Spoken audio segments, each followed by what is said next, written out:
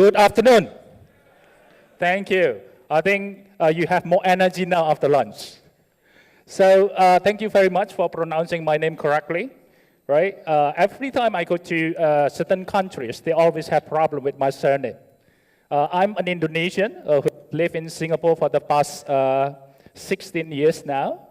And if you take a look at my surname, people often ask me whether I'm related to the current president.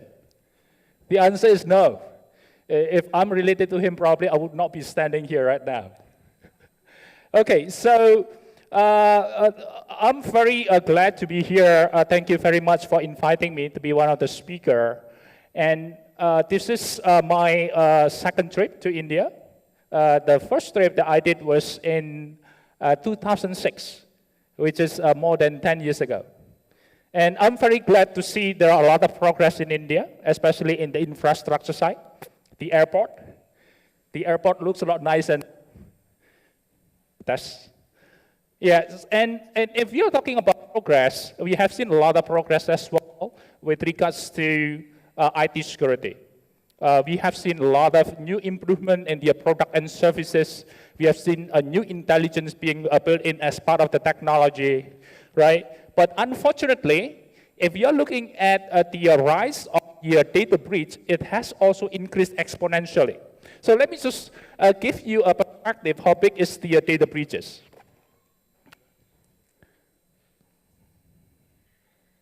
Yeah, so if you're looking at the credit card fraud, based on the creditcards.com, the statistics shows that in 2015, in fact, the amount of credit card fraud reached $16 billion.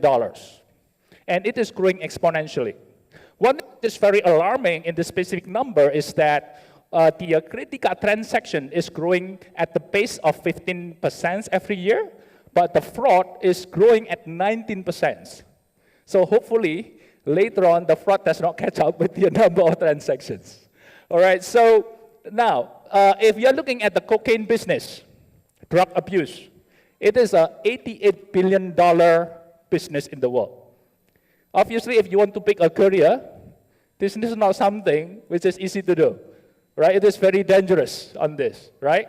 So, according to the Wall Street Journal, if you're looking at the global cybercrime market today, in fact, the number from 2013 is amounting to $100 billion, which is a huge number.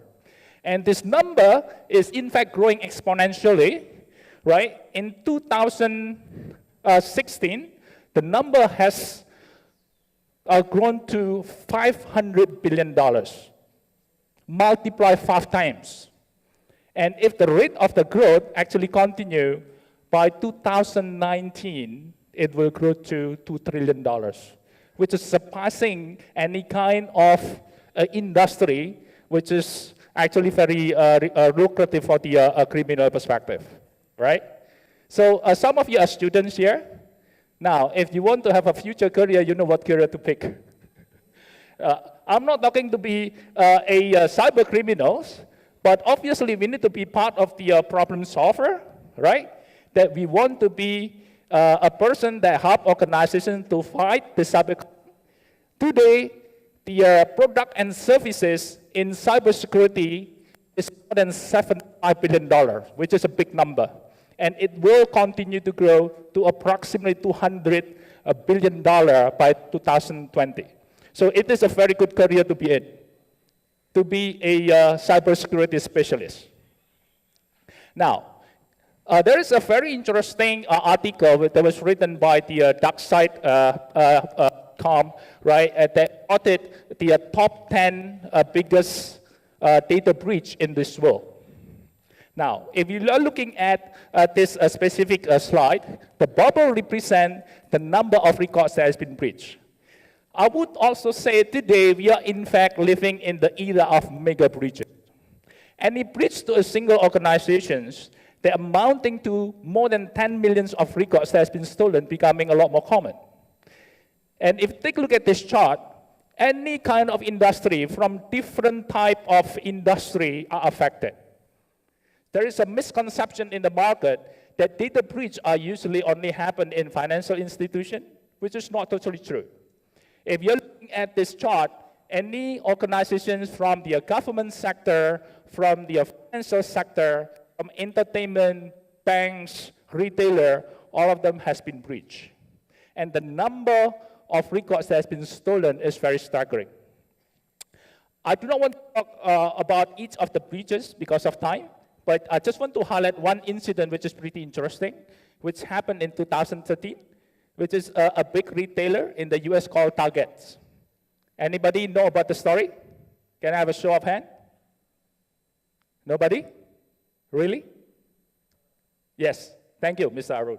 Right, so this specific incident, in fact, cost the organization $116 million in settlement and forced the top guy, the CEO of the company, to resign after the incidents.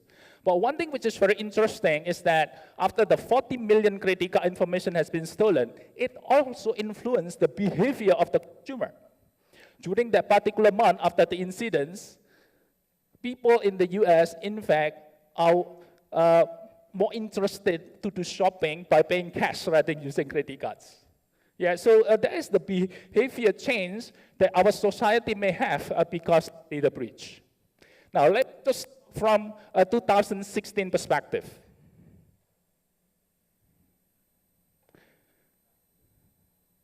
Yeah, in 2016, the breach has gone 40% from 2015. There are approximately 4,000 plus data breaches, and it is a 4.2 billion records that has been compromised. There are a lot of big names here, MySpace, Opera, Tumblr, Dropbox, LinkedIn.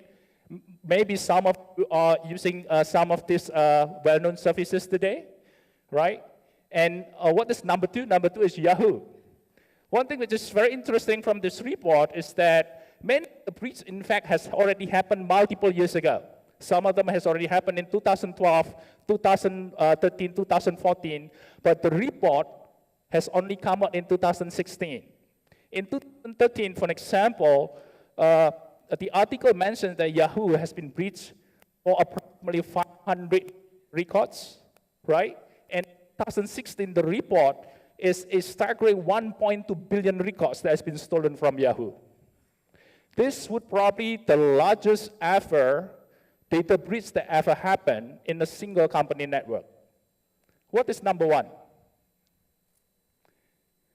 How many of you actually heard about Yahoo breach? Yeah, many hands has been raised. So number one, they overshadow all of these specific incidents in 2016, which actually 2 days ago when I arrived in Chennai, I turned on CNN, people still talk about it, is the hacking during the election in the US, the DNC hack, where the president-elect, Donald Trump, has been accused of getting help from Russia to win the election. All right, so this is something which is very interesting, which is happening in our environment today. Data breach is real, right? The cost of money is huge, right? And obviously, we need to be more vigilant in order to address it. I would like to bring this discussion in the context of identity. Now, from the identity perspective, there is one research that has been done by Verizon. Every year, Verizon publishes this the breach investigation report. And if you take a look at the report for the past 4 or 5 years, I think the number is pretty consistent.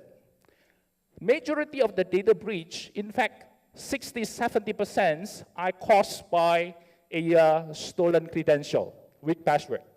The number is 63%. And I would like to thank you, Mr. Arun. I think our number matched just now. All right, 63% of all the data breach, in fact, are involving a stolen credential. And whenever we talk about stolen credential, obviously this is an identity issue. And what is managing identity all about? Managing identity, in fact, is very interesting when we talk about identity management on the number of variations that people can come up with on the definition. So it's like a story about 6 blind men touching an elephant, right? One of the blind men will say, oh, an elephant is actually like a snake. An elephant is like a tree. An elephant is like a wall, right? So different kind of variations. Now, I've been doing identity access management for the past 15 years or so, and I also come up with my own definition. To me, managing identity is about knowing who our people are within the organization, knowing about our employee, knowing about our customer, knowing about our partner, and to a certain extent, we need to know also about the employee from our partner as well if they are accessing to our organization network. Yeah, it is very important that we need to have that visibility. Second area, when we talk about managing identity, we also want to know what access that this employee have, what type of resources they have in the organization, what type of applications, what type of documents that they have. And last but not least, from the audit perspective, we want to know what they have done. This doesn't work very well. Yeah, so we want to know what they have done in their organization from auditing point of view. So these are the three tenets of managing identity. We need to know who are the employee within our organization and to our extended organization as part of our value chains. We want to know what resources they have access to, and also what they have done in the organization. And why it is a big challenge for organizations today to manage identity. If you are looking at our environment today, we are dealing with different types of users. We will be managing our own employee, which probably their records are also created or stored in our human resource application system. We may also deal with a lot of contractors or non-employee, temporary staff, which is working for us, right? Different departments. And also, each of these employees will have access to specific resources, which in this case I will call as systems. And this system, it could be applications, database, operating systems, mobile devices, right? I think there is a discussion earlier, and I also 100% agree that mobile devices, in fact, bring a new challenge to how we manage security. Yeah, and to our younger generations, working is basically probably somebody who is in the swim suite, right, next to a beach, swimming pool, and then using their laptop, but they're still earning income. That's the definition of working. It's not only constrained in the four walls of office, right? So in situations, how do we actually improve security and make sure that all the risks related to access from their mobile devices are being taken care of? And these are some of the systems that need to be considered. The third area is from the globalization perspective. So because of globalization, now companies are forced to innovate. And what I have seen today is that majority of the big organizations are embracing social media actually to interact with their customers. Using social media, they will also be able to market their services faster to a wider geographical locations, right? So the world is actually their playground now. For example, if I advertise my services to Facebook, practically I can go to all over the world to advertise my services. Now, there is also aspect of security from the identity that we need to look at as well from that point of view. And last but not least is from the mandates, regulatory mandates. We are dealing with more and more compliance requirements. One thing which is becoming a big concern today, especially in my country, in Singapore, is privacy law. Personal Data Protection Act. One of the reasons why many organizations are concerned is because the privacy law is not only entail financial fines, but also it can bring people to go to jail. There will be a criminal prosecutions if they do not follow the privacy law. I think India probably is the same. Yeah. So one thing that we need to improve on probably is from the enforcement point of view. So there are more systems that we need to deal with, right? We need to work with many partners from all over the world. We need to deal with different type of privacy requirements, regulatory mandates. These are some of the challenges with regards to managing identity. And how do organizations do it today? So in the first few years where the adoption of the identity management becoming more popular, which is probably in 2001, 2002, that's where I started my projects in Singapore, is that people would like to address this problem through automations. So they would like to automate all the onboarding process when there is a new employee joining the organizations. They will integrate with their HRMS systems. The moment this employee joins the organizations, their record will be created in HRMS systems, right? And they would want to use a tool, in fact, to automate the creation of accounts into multiple applications. So if I'm hiring a finance manager, usually I will give a default access to this financial manager to have access to the network, for example, to Active Directory. I will give him email access also. And because he's a finance manager, I will give him access to SAP system in finance module. And all of this is automated. And why do they want to do that? Because they want to improve productivity, number one, so that this employee will be productive on the first day he's joining work, that he will be able to have access to the process that he needs to have access to. Number two is from security, because we want to make sure that people are not giving wrong access to this specific employee. If this employee has been given access to HR module as well, for example, then he may be able to see all the everybody's salary in the organization. All right? So that's from the process point of view. And if this specific employee, in order to do this job properly, he needs to have access to new applications, then he will be able to put up a request. And we will be able to facilitate that using an online access workflow. He will log into the system using self-service.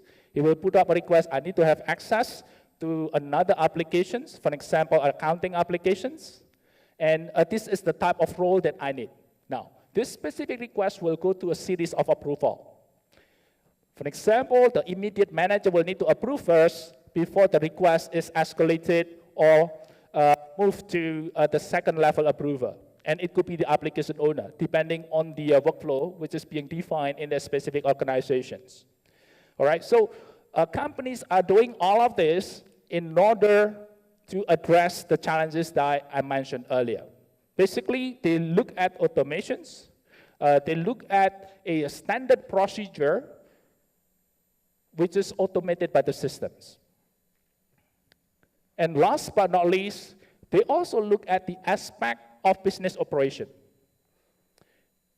One of a big organization, it is actually an airline industry in this region. They are using enterprise application, SAP. And they lost millions of dollars because a low-level clerk, in fact, are performing fraud using the SAP systems. In fact, this clerk will be able to perform a payments and approving it himself. And this is a problem of access. This is a business problem which is related to identity management. If we are giving too much access to our employee and they know how to abuse it, that it may actually have a financial impact to the organization. I would like to talk very quickly to just share some of my experience in doing this identity access management for the past 15 years on the evolutions, right? So what I presented earlier is how the organization actually tried to address it. Is it still relevant today? Some of them obviously are very relevant, depending on which country that we are working with, right? Because the maturity of the identity access management is different from country to country, from organizations to organizations. But from the evolution's point of view, what I've seen is that people are actually moving away from automations to more governance. So automation is actually a byproduct of identity management. It is an expected result of doing identity management, that I should actually achieve more productivity through automations. But one thing that I want to do more is actually to help my business to save money and also to address problem related to fraud. All right, so from automation, certification, attestation, and there is this risk and compliance. The risk and compliance, in fact, are very popular in 2006. Some of you probably heard about this huge giant company called Enron in the US, $80 billion company that collapsed because of governance issue.